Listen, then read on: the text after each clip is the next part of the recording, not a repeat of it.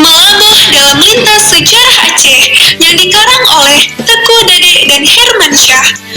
Di mana Provinsi Aceh terdapat kabupaten yang bernama Aceh Barat atau Melabuh. Sebelum dikenal dengan sebutan Melabuh, dahulu para musafir yang berasal dari Minangkabau menamai kota ini Negeri Pasir Karam. Penggunaan istilah tersebut muncul